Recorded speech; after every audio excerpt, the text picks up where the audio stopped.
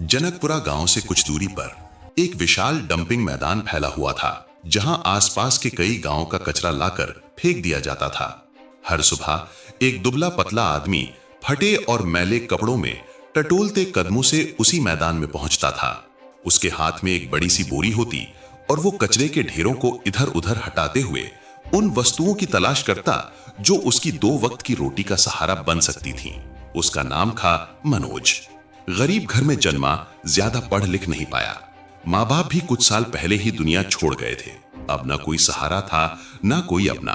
उम्र 30 पार कर चुकी थी, पर एक गंभीर बीमारी ने उसके शरीर से ताकत जैसे छीन ली थी। इसी वजह से वो मजदूरी या दिहाड़ी का भारी काम भी नहीं कर पाता था कि कुछ ठीक ठाक पैसे जुटा सके। मजबूरी में हर सुबह शाम वो कचरा बटोरने ही निकल पड़ता, ताकि कबाड़ से निकली वस्तुओं को बेचकर कुछ पैसे कमाए और पेट की आग शांत कर सके। इलाज कराने लायक पैसे उसके पास कभी हुए ही नहीं।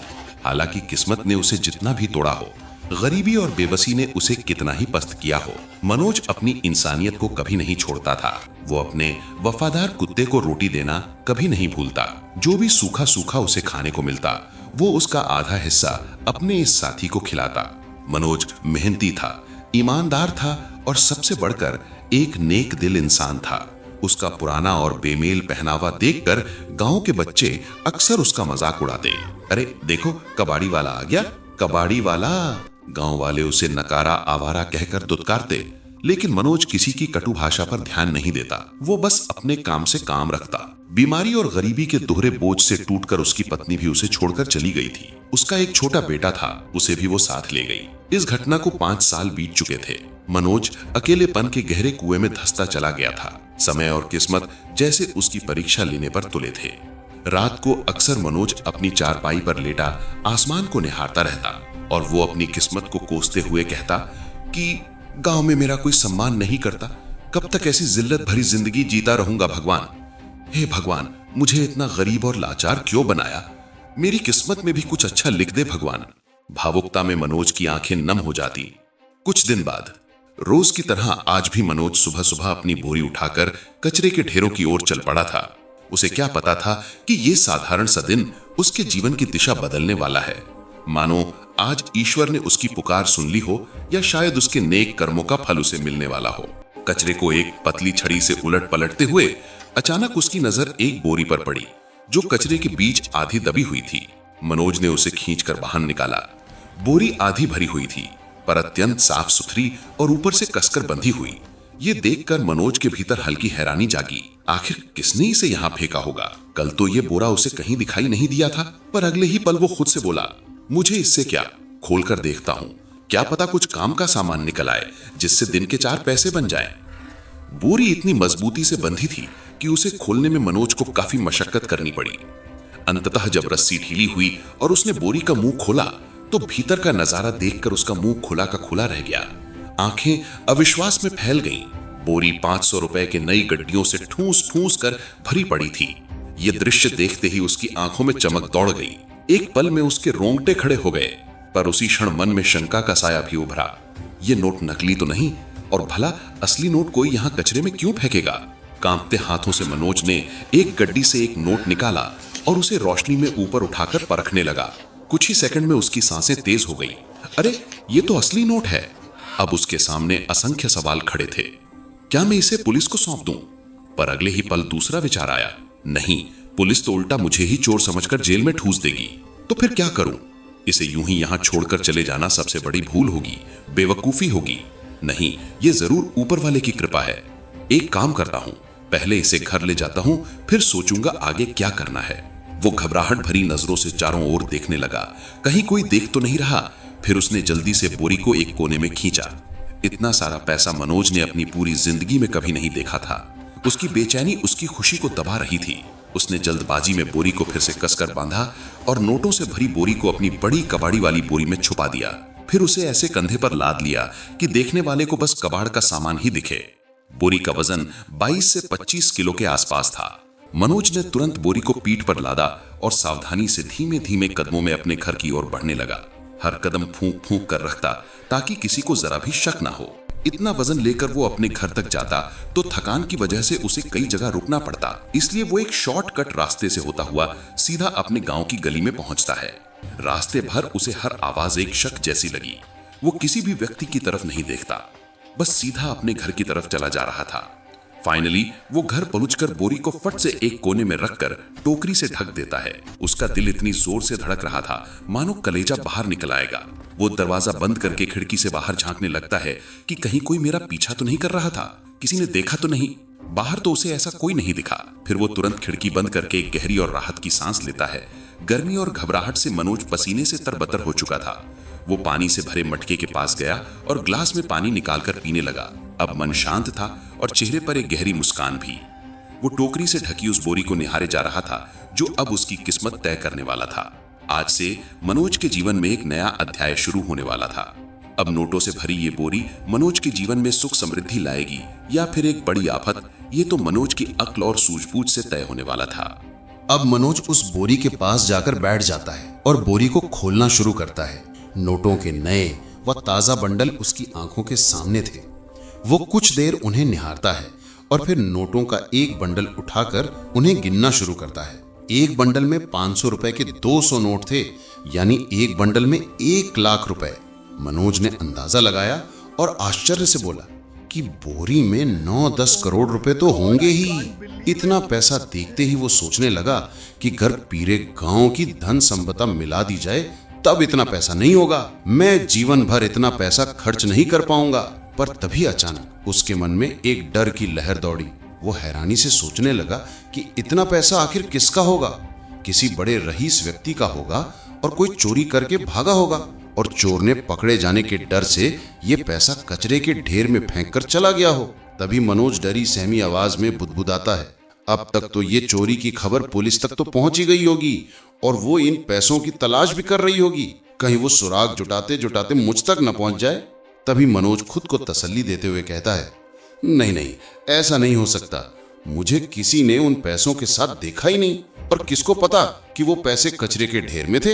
एक तरफ ये चिंताजनक सवाल उसके मन में पकड़े जाने का खौफ पैदा कर रहे थे, तो वहीं दूसरी तरफ खुशी की लहर भी मन में उमड़ रही थी। पर उसका ये तमाम डर तब छोटा नजर आने लगा जब वह अपनी गरीबी व जिल्लत भरी जिंदगी को याद करने लगा। एक तरफ पैसा और ऐशो आराम की जिंदगी, तो दूसरी तरफ गरीबी व बीमारी वाला अतीत। अब मनोज तय कर चुका था, नहीं, कुछ भी हो जाए अब मैं पीछे नहीं हटूंगा। यही मौका है इस नरक भरी जिंदगी से बाहर निकलकर अपनी जिंदगी को बदलने का। शायद भगवान ने मेरी सुन ली। ये उनका ही वरदान है, वरना ये पैसे मुझे ही क्यों मिलते, किसी को भी मिल सकते थे। मनोज समझ चुका था कि ये सब कोई इत्तेफाक नहीं बल्कि ईश्वर की कृपा की वो हकीकत थी जिसे कबूल करके वो अब अपनी जिंदगी का हिस्सा बनाने जा रहा था। रात भर अपनी चारपाई पर लेटा हुआ मनोज इन पैसों को लेकर नए नए सपने संजोने लगा। वो सोचता कि अब वर्षों पुरानी गरीबी खत्म हो जाएगी, अब किसी अच्छे डॉक्टर से इलाज करवा सकूंगा, अपना नया घर बनवाऊंगा, अब इज्जत सम्मान व रुतबे भरी जिंदगी जीऊंगा। लेकिन अगले ही पल मन में एक डर फिर से मनोज के हौसलों को कुरेदने लगा। पर मनोज का फैसला अब उसके हौसले को बेहद मजबूत कर चुका था, इसलिए डर मन के एक कोने तक ही सीमित रहा। मनोज अब तरकीब लगाने लगा कि अगर मैंने ज्यादा मात्रा में इन पैसों का इस्तेमाल करना शुरू किया तो लोगों को शक हो जाएगा, यानी मुझे थोड़ा थोड़ा करके समय समय पर इन पैसों का सही जगह पर उपयोग करना होगा। लेकिन सबसे पहले इन पैसों को एक पक्की जगह रखना होगा ताकि किसी की नजर ना पड़े। सबसे पहले मनोज एक छोटी पेटी और नया ताला खरीद कर लाया और नोटों से भरी उस बोरी को पेटी में डालकर ताला लगा दिया। मनोज का स्वास्थ्य अच्छा नहीं था, इसलिए पहले उसने अपना इलाज कराने का फैसला किया, क्योंकि जान है तो जहान है। अगले दिन मनोज कुछ पैसे लेकर निकल पड़ा डॉक्टर से मिलने। डॉक्टर ने अच्छे से मनोज का चेकअप किया, टेस्ट करवाए।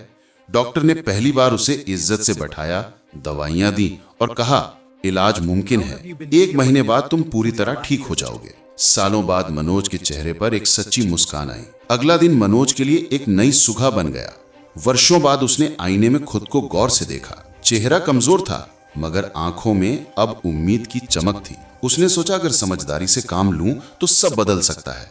लेकिन मनोज कबाड़ बटोरने का काम दिखावे के लिए करता रहा ताकि किसी को शक न हो जाए। मनोज जीवन में अब एक एक कदम फूंक फूंक कर रखने लगा। वो समझ गया था कि मेरी एक लापरवाही मुझे फिर से उस अंधेरे अतीत में धकेल सकती है। जब जब मनोज को पैसों की जरूरत होती, वो थोड़ा थोड़ा आवश्यकता अनुसार उसमें से पैसे निकालता रहता। मनोज घर की मुरम्मत करवाने लगा। मनोज ने मजदूरों को पैसे देकर झोपड़ी हटवा दी और उसकी जगह टीन की चादर लगवा दी। मनोज चाहता तो लिंटर डलवाकर छत पक्की करवा सकता था, पर इस तरह लोग सवाल खड़े करते कि इतना पैसा कैसे आ गया इसके पास।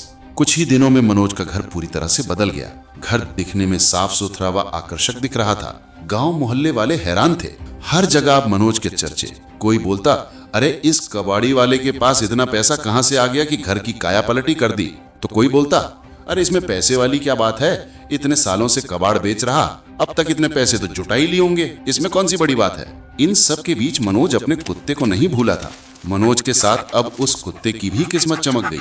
मनोज अब अपने कुत्ते के लिए रोज रोटी, ब्रेड, बिस्किट भर भर कर लाता और उसे खिलाता।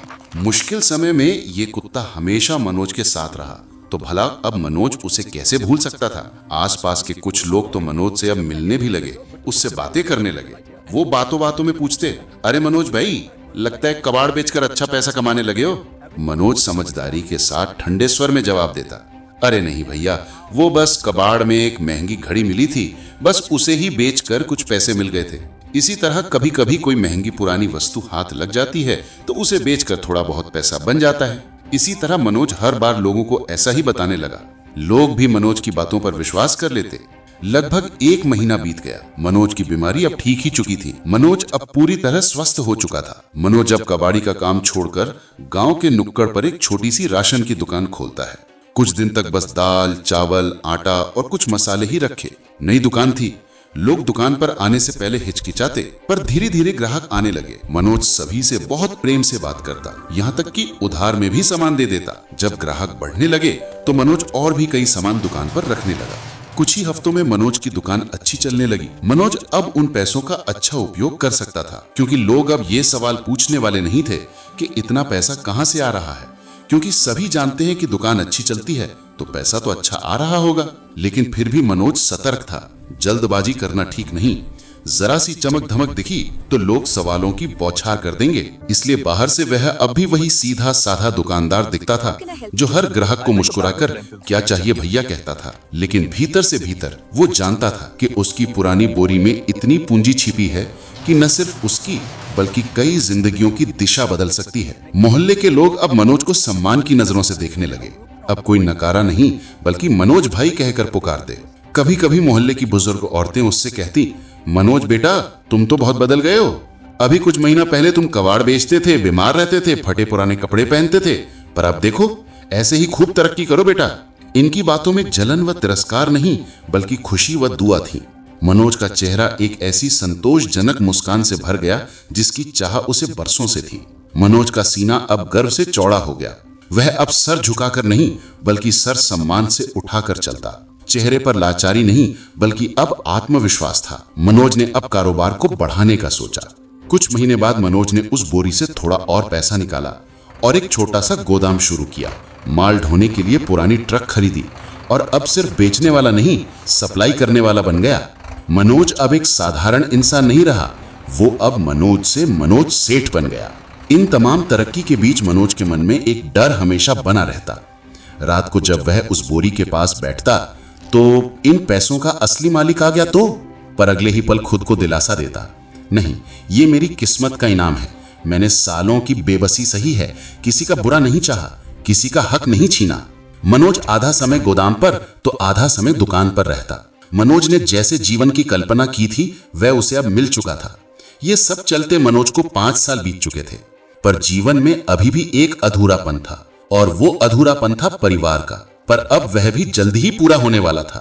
एक दिन मनोज थका हरा घर लौट रहा था। रात काफी हो चुकी थी। मनोज जैसे ही अपने घर के करीब पहुंचा तो उसने देखा कि एक औरत छोटे लड़के के साथ दरवाजे के पास खड़ी है। मनोज जिज्ञासा भरी नजरों से थोड़ा और करीब गया तो सामने खड़ी औरत और बच्चे का चेहरा देख मनोज के पैरों तले जमीन खिसक गई, क्योंकि ये चेहरा उसकी जिंदगी का कभी ना भुलाने वाला चेहरा था। ये कोई और नहीं बल्कि मनोज की पत्नी उर्मिला थी। वो पत्नी जो आज से 10 साल पहले उसे उसकी गरीबी और बीमारी के बीच जूझता हुआ छोड़ गई थी। सामने खड़ी पत्नी को देख मनोज की यादें किसी पुराने जख्म की तरह ताजा हो उठी। मनोज अतीत की उन यादों में पहुंच गया जब उसे उसकी सबसे ज्यादा जरूरत थी। तब वो उसे उन मुश्किल हालातों में ये कहकर छोड़कर चली गई थी कि अब बहुत हो गया, मैं अब ऐसी जिंदगी को और नहीं झेल सकती। मेरे भी कुछ सपने हैं, मैं इस तरह अपनी और अपने बेटे की जिंदगी यहां बर्बाद नहीं होने दूंगी। और एक रोज वो मनोज को छोड़कर मायके चली गई। वो वही रात थी जब मनोज का सब कुछ बिखर गया था। मनोज की आंखें गुस्से से लाल होने लगी, मानो वो अभी उर्मिला की जान ले लेगा। पर सामने खड़े बेटे पर जब नजर गई तो मनोज ने खुद को रोक लिया। इधर उर्मिला का सर शर्म से झुका पड़ा था, उसके हाथ माफी की मुद्रा में बंधे हुए थे, उसकी आंखें आंसुओं की धार गिरा रही थीं।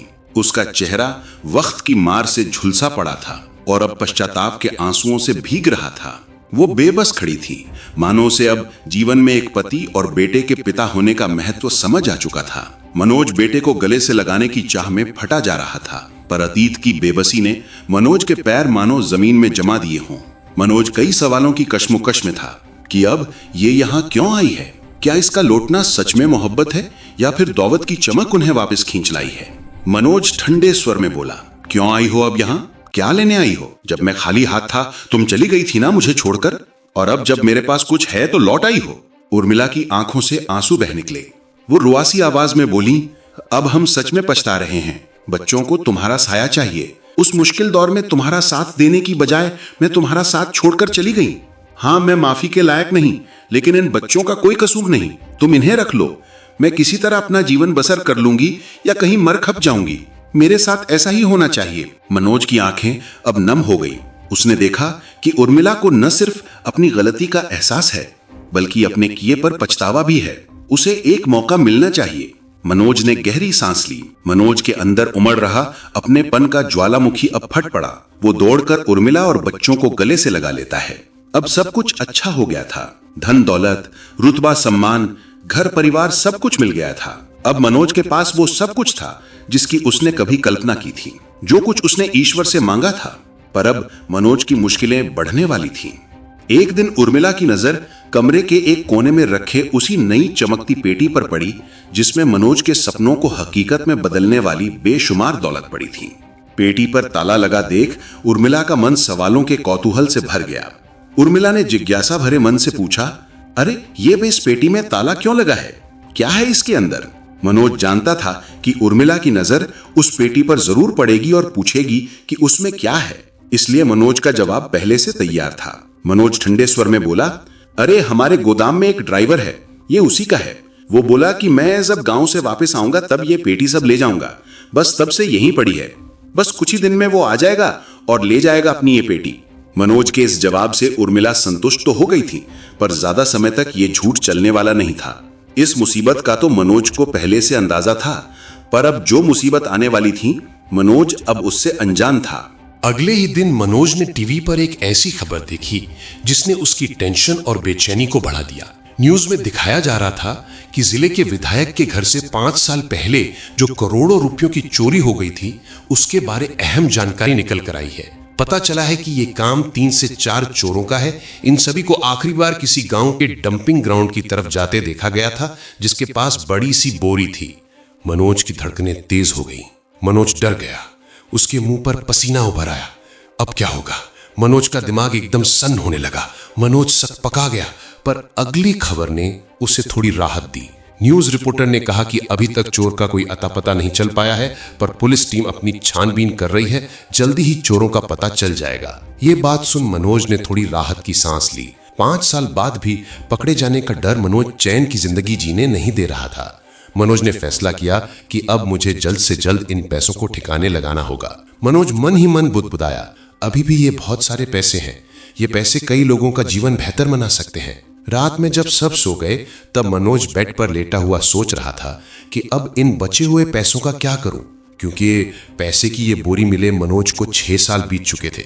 मनोज ने इन 6 सालों में उन पैसों की मदद से अपने संयम, अपनी सूझबूझ के आधार पर एक ऐसा साम्राज्य खड़ा कर लिया था जिससे उसे अपने ही व्यवसाय और व्यापार से इतनी कमाई होने लगी थी कि अब उसे बोरी में बचे हुए उन करोड़ों रुपए की आवश्यकता नहीं थी। उसे अब अपने और बच्चे के भविष्य को लेकर कोई चिंता नहीं थी।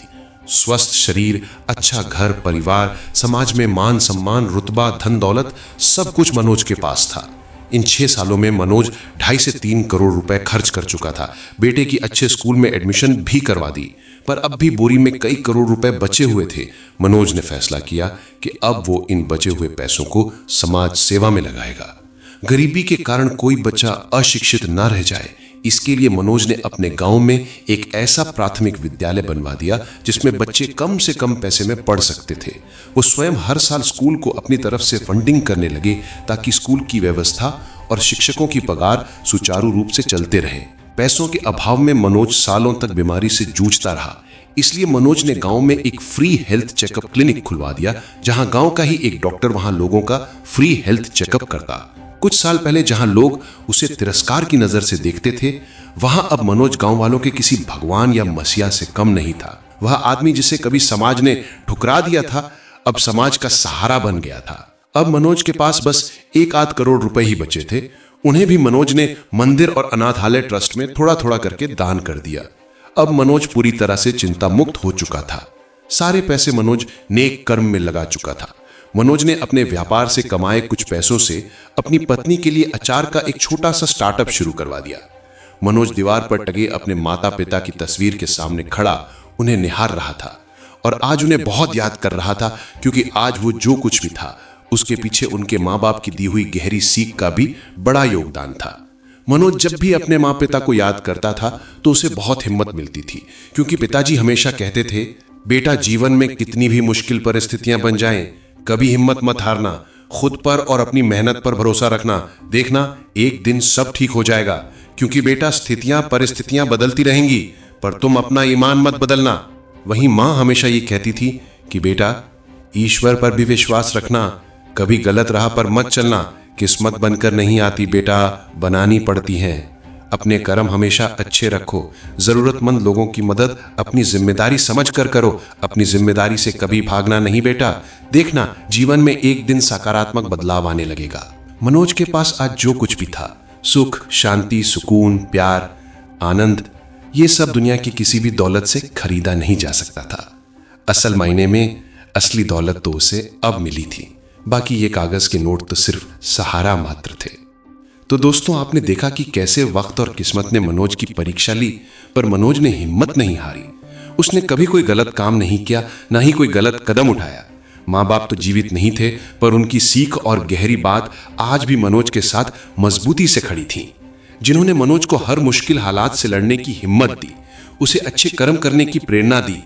वह बस अच्छे कर्म करता रहा और एक दिन उसको उसके अच्छे कर्मों का फल मिला, उसकी किस्मत बदल गई। तो दोस्तों, आपको ये इंस्पिरेशनल कहानी कैसी लगी? आज आपने क्या सीखा? और हमारी इस कहानी को आप किस शहर से देख रहे हैं, हमें कमेंट में जरूर बताना।